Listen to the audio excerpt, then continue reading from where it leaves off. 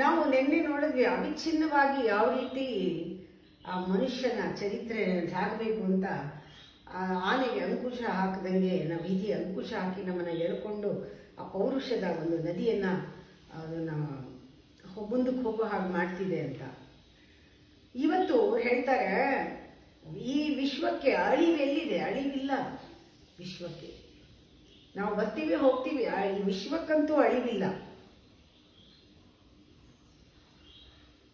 ಬೆಟ್ಟ ಗುಡ್ಡಗಳು, ಪರ್ವತ ಶಿಖರಗಳು ಅದು ಹಳೇದು,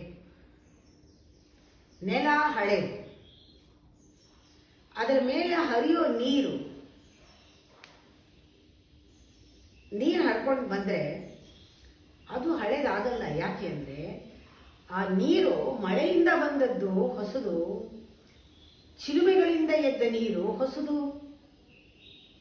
ಹಳೆಯ ಮಲೆ ಹಳೆಯ ನೆಲ ವಾದಡೆಯು ಒರೆತ ಮಳೆ ಎರಡೂ ಹೊಳೆ ನೀರನ್ ಆವಾಗಂ ಹೊಸದಾಗಿಸುವೋಲ್.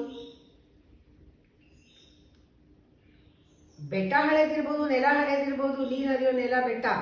ಆದರೆ ಮಳೆ ಅನ್ನೋದು, ಈ ಸ್ಪ್ರಿಂಗ್ ಅನ್ನೋದು ಊಟೆ ಯಾವ ರೀತಿ ನೀರನ್ನು ಯಾವಾಗಲೂ ಹೊಸದಾಗಿಟ್ಟಿರುತ್ತೆ, ಹೊಸದನ್ನಾಗಿ ಮಾಡ್ತಾನೆ ಇರುತ್ತಲ್ವಾ. ಆವಾಗೂ ಹೊಸದಾಗಿಸುವೋಲ್, ಅದೇ ಥರನೇ ಹೊಸದು ಮಾಡುತ್ತಲ್ಲ ನೀರು, ಮಳೆ ನೀರು. ಬೆಟ್ಟ ಹಳೆದಾಗಿದ್ರು ನೀನು ಹಳೆ ಕರ್ಮ ಇದೆಯಲ್ಲ, ಅದು ಹಳೆ ಕರ್ಮ ಎಲ್ಲ ಹೊಸ ಕರ್ಮ ಮಾಡ್ತಾ ಇದ್ರೆ ಹಳೆದು ಕೊಚ್ಕೊಂಡು ಹೋಗುತ್ತೆ. ತುಂಬ ಜನಕ್ಕೆ ಗೊತ್ತೇ ಇಲ್ಲ, ಹಳೆ ಕರ್ಮದಲ್ಲೇ ಜೀವಿಸ್ತಾ ಇರ್ತಾರೆ, ಹೊಸದು ಯಾವುದೂ ಮಾಡೋದೇ ಇಲ್ಲ. ಹಳೆ ಕರ್ಮ, ಹಳೆ ವಾಸನೆ, ಹಳೆ ಅಭ್ಯಾಸ, ಹಳೆ ರೂಢಿ, ಹಳೆ ಹಳೆ ಹಳೆ ಹಳೆ ಬಿಡ್ರಿ. ಹೊಸದು ಕರ್ಮ ಮಾಡಿದ್ರೆ ಹಳೇದು ಕೊಚ್ಕೊಂಡು ಹೋಗುತ್ತೆ. ಜೀವನನ ಹೊಸದು ಮಾಡ್ಕೋಬಹುದು. ಹೊಸ ಪೌರುಷ ನದಿಯ ಬೆಳೆಯುವುದು ನವತೆ. ಆ ನವತೆಯನ್ನು ಕಲಿಬೇಕು.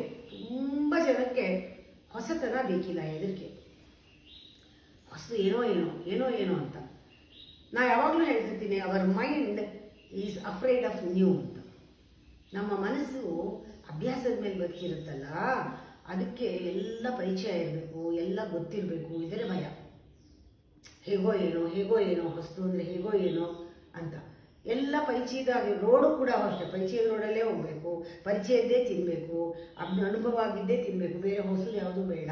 ಹೊಸದು ಯಾವುದೂ ಅದೇ ಅನ್ನೋನ್ ಬೇಕಾಗಿಲ್ಲ, ಅನ್ನೋನ್ಗೆ ಹೋಗೋಕ್ಕೆ ಮೈಂಡ್ಗೆ ಇಷ್ಟ ಇಲ್ಲ. ಇದರಿಂದ ಏನಾಗುತ್ತೆ, ಹೊಸದು ಮಾಡೋಕ್ಕೆ ಎದುರ್ತಾನೆ. ಯಾವಾಗಲೂ ಹಳೆ ಕರ್ಮ ನೋಡಿ. ಮಳೆ ಬಂದ ತಕ್ಷಣ ಹೊಸ ನೀರಾಗುತ್ತೆ, ಚಿಲುಮೆಯಿಂದ ಹೊಸ ನೀರಾಗುತ್ತೆ, ಯಾವಾಗಲೂ ಹೊಸದಾಗ್ತಿರುತ್ತೆ. ಆದರೆ ಅದು ಹರಿತಾ ಇರೋದು ನೆಲ ಹಳೇದು, ಬೆಟ್ಟ ಹಳೇದು. ಎಷ್ಟು ಚೆನ್ನಾಗಿದೆ ನೋಡಿ. ಹಳೆಯ ಮಲೆ ಹಳೆಯ ನೆಲ ವಾದೊಡೆಯು ಒರೆತ ಮಳೆ ಹೊಳೆ ನೀರನಾವಾಗಂ ಹೊಸದಾಗಿಸುವೋಲ್. ಹಳೆಯ ಕರ್ಮವ ಹೊಸದು ಕೊಚ್ಚಿ ಪೌರುಷ ನದಿಯ ಬೆಳೆಪುದು.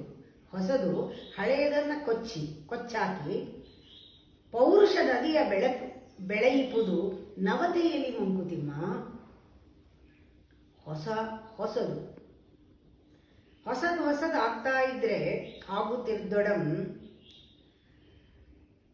ತನ್ನಯ ಪ್ರಸವ ಪ್ರವಾಹ ಭೂಮಿಗಳ ಹಳೆತನದಿಂ ನಸುಸೊಂಕು ವಾಸನೆಯ ಪೊನಲೊಂದೇ ಬೇಕಲ್ವೇ. ನೀವು ಹೊಸ ಕರ್ಮಗಳನ್ನ ಮಾಡ್ತಾ ಇದ್ರು ಅದರಲ್ಲಿ ಸ್ವಲ್ಪ ಹಳೆ ವಾಸನೆ ಇದ್ದೇ ಇರುತ್ತಲ್ವಾ. ನೀರು ಹೊಸದಾಗಿ ಬಿದ್ದಿದೆ ಮಳೆದು, ಆದರೆ ಹಳೆ ವಾಸನೆ ನೆಲದಲ್ಲಿ ಇರೋದು, ಆ ನೀರು ಒಂಚೂರಾದ್ರೂ ಬರುತ್ತಲ್ವಾ. ಹೊಸದು ಹಳೇದಾಗಲ್ವಾ? ಹಾಗೆ ಆಗುತ್ತೆ. ಹಳೇದು ಹೊಸಾಗ್ತಾ ಇರುತ್ತೆ, ಹೊಸದು ಬರ್ತಾ ಇರಬೇಕು.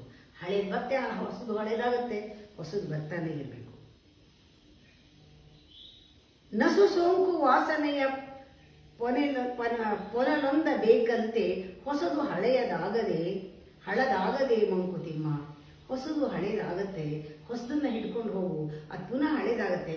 ಹಳೆದನ್ನೇ ಹಿಡ್ಕೋಬೇಡ, ಹೊಸದಕ್ಕೆ ನೀನು ದಾರಿ ಮಾಡ್ಕೊ. ಹುಳ ಹುಟ್ಟತ್ತೆ ಸಾಯುತ್ತೆ, ಹಾಗೆ ಜೀವರಾಶಿಗಳೆಲ್ಲ ಹುಟ್ಟೋದು ಸಾಯೋದು. ನೆಲ ಸವಿಯತ್ತೆ, ಕರಗುತ್ತೆ. ಈ ಕಡೆ ನೆಲ ಒಂದೊಂದ್ಸತಿ ಜೋರಾಗಿ ಮಳೆ ಬಂದರೆ ಕರಗೋದ್ರೆ, ಇನ್ನೊಂದು ಕಡೆ ಅದು ಏಳತ್ತೆ. ಅಲ್ಲಿ ದ್ವೀಪದ ಥರ ಕಾಣುತ್ತೆ, ಇಲ್ಲಿ ಕುಸ್ತೋಗಿದೆ ಎಲ್ಲನೂ. ಕಡಲೊಳೆತ್ತಲೋ ಹೊಸ ದ್ವೀಪ ಏಳುವುದು. ಹುಳು ಹುಟ್ಟಿ ಸಾಯುತ್ತಿರೆ ನೆಲೆ ಸವೆದು ಕರಗುತ್ತಿದೆ. ಕಡಲೊಳೆತ್ತೋ ಹೊಸ ದ್ವೀಪ ಏಳುವುದು. ಕಳೆಯುತ್ತೊಂದರಲ್ಲಿ ಇಲ್ಲಿ ಬೆಳೆಯುತ್ತಲ್ಲಿ ಇನ್ನೊಂದು. ಒಂದು ಕಳೆಯುತ್ತೆ, ಒಂದು ಬೆಳೆಯುತ್ತೆ. ಒಂದು ಈ ಕಡೆ ಮಾಯ ಆಗುತ್ತೆ, ಒಂದು ಆ ಕಡೆ ಬರುತ್ತೆ. ಅಳಿವಿಲ್ಲ ವಿಶ್ವಕ್ಕೆ. ಯಾವ ರೀತಿ appears and disappears, appearance disappearance, ಬರೋದು ಹೋಗೋದು, ಇದು ವಿಶ್ವದ ಒಂದು ಲೀಲೆ. ಇದು ಅಳಿವಿಲ್ಲ. ಅದಕ್ಕೆ ನಾವ್ಯಾಕೆ ಒಂದು ಸ್ವಲ್ಪ ಹೊಸದು ತೋಳಕ್ಕೆ ಯಾಕೆ ಕಷ್ಟಪಡಬೇಕು? ಹೊಸದು ಬರುತ್ತೆ, ಹಳೇದು ಹೋಗುತ್ತೆ. ಹಳೇದ್ರ ವಾಸನೆ ಇರುತ್ತಾ ಇರ್ಲಿ, ಆದ್ರೆ ಹಳೇದೇ ಇಟ್ಕೊಂಡು ಕುತ್ಕೋಬೇಡ, ಅದು ಕೊಳ್ತೋಗ್ತೀಯಾ, ಬರಲಿ ಹೊಸದು. ಇವಾಗ ನೋಡಿ, ಕ್ಷಿತಿ ಚಕ್ರ ಭೂಮಿ ಸುತ್ತಾ ಇದೆ. 365 ದಿವಸ ಸುತ್ತತ್ತೆ ಭೂಮಿ, ಸೂರ್ಯನ ಸುತ್ತತ್ತೆ. ಹಾಗೆ ರವಿಚಕ್ರ 60 ವರ್ಷ ಸುತ್ತುತ್ತಾನೆ. ಸಂವತ್ಸರಗಳಾಗತ್ತಲ್ವಾ ಒಂದೊಂದು ಸಂವತ್ಸರನು. ಹಾಗೆ ಸೂರ್ಯ ನವಗ್ರಹಗಳ ಒಂದು ಜಾಲದಲ್ಲಿ ಅವನು ಸುತ್ತುತ್ತಾನಲ್ವಾ. ಋತುಚಕ್ರಗಳು ನೋಡಿ, ಬೇಸಿಗೆ ಆಯಿತು, ಇನ್ನೊಂದು ಬೇಸಿಗೆ ಬಂತು, ಮಳೆಗಾಲ ಬಂತು, ಹೋಯ್ತು, ಮತ್ತೆ ಇನ್ನೊಂದು ಕಾಲ ಬರ್ತಾನೇ ಇದೆ. ಯಾವುದಾದ್ರೂ ನಿಂತಿದ್ಯಾ? ನಾವು ಯಾಕೆ ಕುತ್ಕೊಂಡು ಯೋಚನೆ ಮಾಡಬಾರ್ದು? ಯಾವುದೂ ನಿಂತಿಲ್ವೇ? ನಾವು ನೋಡ್ತಾ ಇದ್ದಂಗೆ ಎಷ್ಟು ಮಳೆಗಾಲ ಆಯ್ತಲ್ಲ, 60 ವರ್ಷ ಆಯಿತು ಅಂದರೆ 60 ಸಲ ಆಯಿತು ಎಲ್ಲನೂ. ಈ ಥರ ಇರ್ಬೇಕಾದ್ರೆ ನಾನು ಬದಲಾಗಲ್ಲ ಅಂದ್ರೆ ಏನರ್ಥ? ನಾನು ಹಳೆದೇ ಇರ್ತೀನಿ, ನಾನು ಜನ್ಮ ಕರ್ಮನೇ ತಿನ್ಕೊಂಡಿರ್ತೀನಿ ಅಂತ ಹೊಸದಕ್ಕೆ ಹೋಗು. ಕ್ಷಿತಿಚಕ್ರ, ರವಿಚಕ್ರ, ಋತುಚಕ್ರಗಳಿರುವುದು ಮಿತ ವೃತ್ತಿ. ಅದರ ಒಂದು ವೃತ್ತಿ ಮಿತ.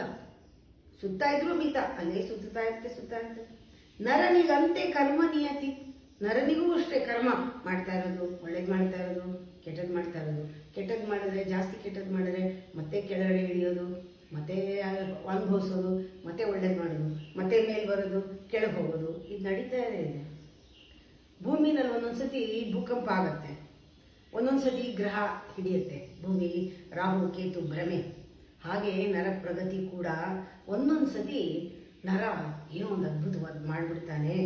ಅವನು ರೆಕಾರ್ಡ್ ಬ್ರೇಕ್ ಮಾಡಿಬಿಡ್ತಾನೆ, ಅಥವಾ ಗಿಮಿಸ್ಬೇಕು ಬುಕ್ಕಲ್ಲಿ ಏನೋ ಮಾಡಿಬಿಡ್ತಾನೆ, ಅತಿಚರಿತೆ ಪ್ರಕೃತಿಯಲ್ಲಿ. ಆಗ ನರ ಪ್ರಗತಿ. ಏನೋ ಒಂದು ತಾನಿಲ್ಲದೆ ಇದ್ರೂ ಏನೋ ಒಂದು ಉಳಿಯುವಂಥದ್ದು ಏನಾದ್ರು ಒಂದು ಮಾಡಿ ಹೋಗ್ಬೇಕು ಅಂತಾರಲ್ಲ, ಹಾಗೆ ಮಾಡಿದ್ರೆ ಅದು ಚರಿತ್ರೆ, ಅದು ಅತಿಚರಿತೆ ಪ್ರಕೃತಿಯಲ್ಲಿ. ಕ್ಷಿತಿಚಕ್ರ, ರವಿಚಕ್ರ, ಋತುಚಕ್ರಗಳಿರುವುದು ಮಿತವೃತ್ತಿ. ನರನಿಗಂತೆಯೇ ಕರ್ಮ ನಿಯತಿ. ಕ್ಷಿತಿ ಕಂಪ ಅಂದರೆ ಭೂಕಂಪ, ರಾಹು ಕೇತು ಭ್ರಮೆ, ನರ ಪ್ರಗತಿ, ಅತಿಚರಿತೆ ಪ್ರಕೃತಿಯಲ್ಲಿ. ನರ ಪ್ರಗತಿ ಏನು? ಅತಿಚರಿತೆ. ಈ ಒಂದು ಬೋರಿಂಗ್ ಚರಿತ್ರೆಗಿಂತ ಏನೋ ಒಂದು ಅತಿಶಯವಾಗಿ ಮಾಡುವುದು. ಅನುಬಂಧ ಜೀವಕ್ಕೆ ಪುರಾಕೃತದಿಂದ, ಮನದ ರಾಗ ದ್ವೇಷ ವಾಸನೆಗಳಿಂದ, ಅದರಿಂದ ಅದು ಅನುಬಂಧ ಜೀವಕ್ಕೆ ಹಿಂದಿನ ಒಂದು ಪುರಾಕೃತದಿಂದ, ಹಿಂದೆ ಮಾಡಿದ ಕರ್ಮದಿಂದಲೇ ಅನುಬಂಧಗಳು ಆಗೋದು. ಆಮೇಲೆ ಮನದ ರಾಗದ್ವೇಷಗಳು ವಾಸನೆ, ಅದರಿಂದ ತನು ಅಂದರೆ ದೇಹದ ಕಾಂತಿ, ಮೋಹ, ವಿಕೃತಿಗಳು ಎಲ್ಲವೂ ಕೂಡ ಆ ತೊಡಕಿಂದೇನೆ. ಕೊನೆ ಇರದ ಬಲೆ ಇದು. ನೋಡ್ಕೊಳ್ಳಿ, ನಿಮ್ಮ ದೇಹ ನೋಡ್ಕೊಳ್ಳಿ, ನಿಮ್ಮ ಬಂದ ಸಂಬಂಧಗಳು ನೋಡ್ಕೊಳ್ಳಿ, ನಿಮ್ಮ ಮನದ ರಾಗದ್ವೇಷಗಳನ್ನು ನೋಡ್ಕೊಳ್ಳಿ. ಎಲ್ಲ ನಮ್ಮ ಜೀವಕ್ಕೆ ಸಂಬಂಧ ಎಲ್ಲನೂ ಹಿಂದಿನ ಕೃತದಿಂದ, ಹಿಂದೆ ಮಾಡಿದ್ರಿಂದಾನೆ. ಎಲ್ಲ ವಿಕೃತಿಗಳೂ ಅದರಿಂದಾನೆ, ಎಲ್ಲ ಆಕೃತಿ ವಿಕೃತಿಗಳೆಲ್ಲ ಅದರಿಂದಾನೆ. ಹಾಗೆ ಬಂದಿರೋದ್ರಿಂದ ಯಾವುದು ಬಿಟ್ಟು ಹೋಗೋಕ್ಕಾಗಲ್ಲ. ಇವತ್ತು ನೀ ಮಾಡಿದ್ದು ನಾಳೆ ಬಂದೇ ಬರುತ್ತೆ. ಇವತ್ತು ನೀನು ಮಾಡ್ತಾ ಇರೋದು ಹಿಂದೆ ಮಾಡಿದ್ದರದೇನೆ, ನಿಂದು ಚಕ್ರನೇ, ನೀನು ಹಂಗೆ ತಿರುಗ್ತಾ ಇದ್ದೀವಿ. ಯಾವುದೂ ಇದು ಮುಗಿಯೋದಲ್ಲ, ಕೊನೆ ಇಲ್ಲದ ಬಲೆ ಇದು. ಇದೆಲ್ಲ ಅವ್ರು ಹೇಳ್ಬಿಟ್ಟು ನೀವು ಹೀಗಿರಿ ಅಂತ ಹೇಳಲ್ಲ ನೋಡಿ, ಅದೇ ಇರೋದು ಇದರಲ್ಲಿ. ನೋಡಿ, ಈ ಥರ ಇದೆ ಅಂತ ನಾವು ಓದ್ದವರು ತಿಳ್ಕೋಬೇಕು. ಹೌದಲ್ವಾ? ಈ ಥರ ಇದ್ರೆ ನಾನು ಯಾಕೆ ಓದಾಡಬೇಕು? ಹಳೇದೇ ಹಿಡ್ಕೊಂಡು ಯಾಕೆ ಓದಾಡಬೇಕು? ಹೊಸದಕ್ಕೆ ಹೋಗೋಣ, ಹೊಸದು ಮಾಡೋಣ, ಇದನ್ನು ಬಿಡೋಣ, ಈ ಅಭ್ಯಾಸದ ಆಚೆ ಬರೋಣ, ಇದನ್ನು ಕಳ್ಕೊಳ್ಳೋಣ. ನಾನು ಕೂಡ ಒಂದು ಚರಿತ್ರೆಯಲ್ಲಿ, ಒಂದು ಪ್ರಕೃತಿಯಲ್ಲಿ ಅತಿಚರಿತೆ, ನರಪ್ರಗತಿ, ಇದೆಲ್ಲ ಒಂದು ಪ್ರಗತಿ ಕಡೆಗೆ ಸಾಗೋಣ. ಇದು ಮನುಷ್ಯನಿಗೆ ಆಗತ್ತೆ ಅಂದಮೇಲೆ ನಾನು ಯಾಕೆ ಮಾಡಬಾರ್ದು? ಎಲ್ಲಕ್ಕೂ ಒಂದು ಮಿತಿ ಇದೆ ಅಂದಮೇಲೆ ಅದನ್ನು ಮೀರಿ ಒಂದ್ಸತಿ ನಾವು ಕಾಲಚಕ್ರದಿಂದ ಹೋಗೋಣ, ಕಾಲವನ್ನು ಮೀರಿ ಹೋಗೋಣ. ಇಲ್ಲದೆ ನಮ್ಮ ಹುಳು ಥರ ಹುಟ್ಟುತ್ತಾ ಇರಬೇಕು, ಸಾಯ್ತಾ ಇರಬೇಕು, ಏನೋ ನೆಲ ಸವಿಯತ್ತೆ ಕರಗತ್ತೆ ಎಲ್ಲ ಹುಟ್ಕೊಳ್ಳತ್ತೆ ಅಂತ ಇವತ್ತು ಎಲ್ಲೋ ಸಾಯ್ತೀವಿ ಎಲ್ಲ ಹುಟ್ಕೋತೀವೋ ಯಾಕ್ರಿ ಎಲ್ಲ ಹುಟ್ಕೋತೀವಿ ಬಿಡ್ರಿ ಅಂತ ಅನ್ನೋಕ್ಕಿಂತ ಸರಿಯಾದ ಜಾಗದಲ್ಲಿ ಹುಟ್ಟೋಣ ಅಂತ ಮಾಡ್ಬೇಕಲ್ವಾ. ಮುಂದೆ ಹುಟ್ಟಬೇಕಾದ್ರೂ ನಾನು ಚೆನ್ನಾಗಿ ಬದುಕಿದ್ರೆ ಚೆನ್ನಾಗಿರೋ ಜಾಗದಲ್ಲಿ ಹುಟ್ತೀನಿ ಅನ್ನೋದು ಬರುತ್ತಲ್ವಾ ಓದ್ದವಾಗ. ಹಾಗೆ ನಾವು ನಮ್ಮನ್ನು ನೋಡ್ಕೋಬೇಕಷ್ಟೇ.